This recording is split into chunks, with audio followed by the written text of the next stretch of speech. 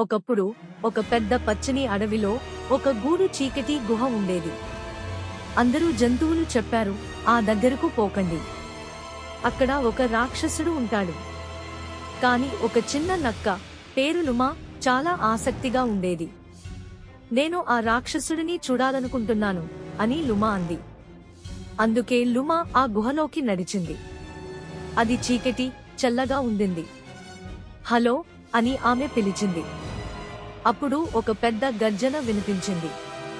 ఎవరు అక్కడ అని ఒక గంభీరమైన స్వరం అడిగింది. నేను లుమా అని నక్క అంది. నిన్ను కలవాలని వచ్చింది. ఒక పెద్ద రాక్షసుడు నీడలలో నుంచి బయటకు వచ్చాడు. అతను ఎత్తుగా, గుబురుగుబురుగా ఉండి మెరిసే కళ్లతో ఉండేవాడు.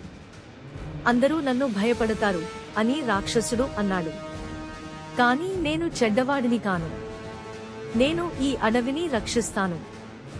ఓ అని లుమా అంది. నువ్వు మంచివాడు. రాక్షసుడు నవ్వాడు. లుమా తిరిగి వెళ్లి జంతువులకు చెప్పింది, రాక్షసుడు మంచివాడు, మనల్ని కాపాడుతాడు. అప్పటి నుండి జంతువులు భయపడకపోయారు.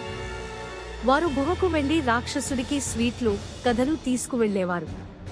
అందులోని రోజు నుండి ఆ రాక్షసుడు ఒంటరిగా ఉండలేదు. అతనికి ఎంతో మంది స్నేహితులు ఉండేవారు.